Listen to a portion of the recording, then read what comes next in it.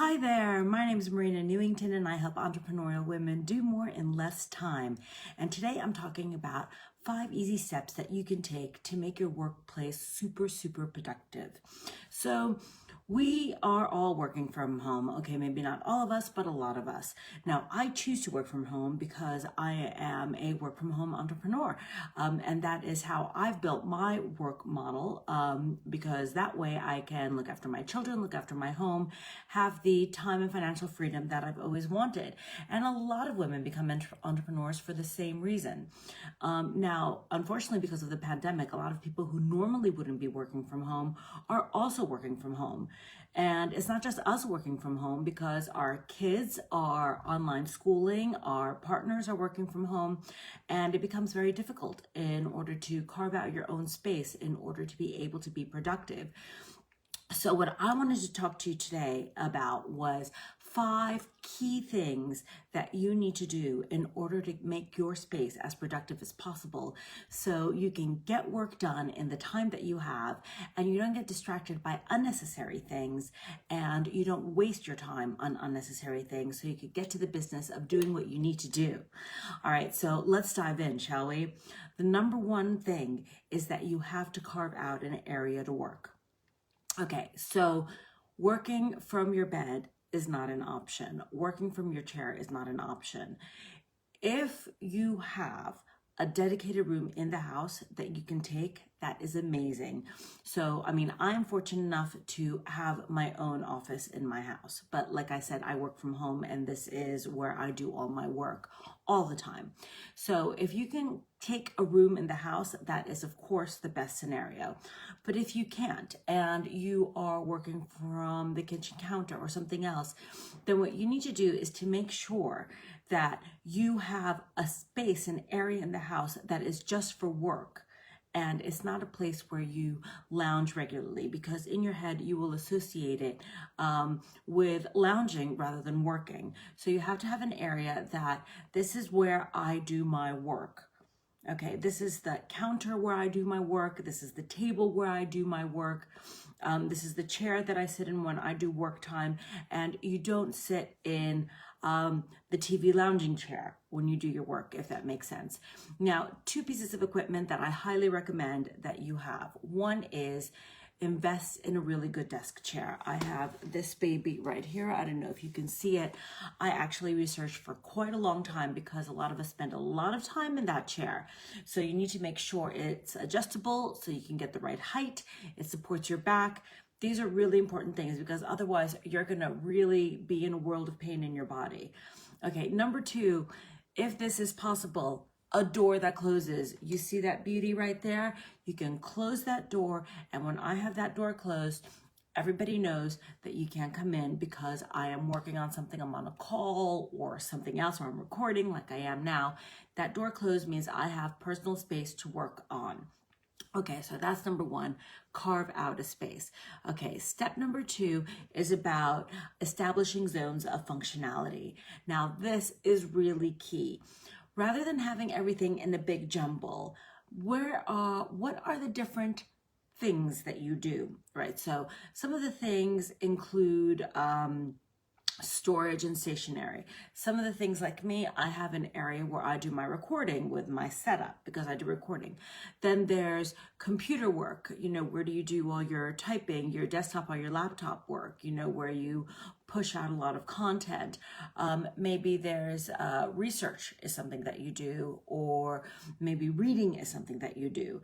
So take a look at the type of things that you do and try to separate them and try to create zones of functionality for the different things that you do.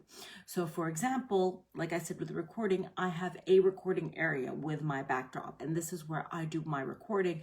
I have my light ring set up. It's actually sunny today, which is an absolute miracle. But I have the light ring set up for when it's not sunny, and this is where I do my recording. That is my storage area, and the files all go there. I have a seating right here, and that is where I do brainstorming, analysis, because I'm an old-fashioned girl and I actually like getting out my notebook and brainstorming things, as you see here. So whatever your areas are, identify them and try to separate them. And you don't have to be all over the house for it, but just try to create different areas so that you know that when you come to this area, this is what you're doing. So those are your zones of functionality. And after that, we talk about a workflow that works for you. Okay, so this is about, now that you've identified your zones of functionality, you have to figure out how you work and what you need around you in order to optimize the time that you have. So the things that you use the most frequently and the most regularly are the things that you need to have closest to you. And the things that you do the most infrequently and that you use infrequently, you need to have far away from you. So for example, I have a file cabinet right next to me, which has my most important files in it, the things that I use all the time. And I have folders in it called pending and business development, and I have things that mean something to me about what my current things are, and that's like my inbox, so to speak, but the things that I need to work on right now. Then I have a filing cabinet over there where I put the things for reference, the things I'm not working on currently, the things that I don't need to reference all the time, because this is what I need nearby and that's what I need far away. I have pens, scissors, sticky notes, the things that I need all the time are right here.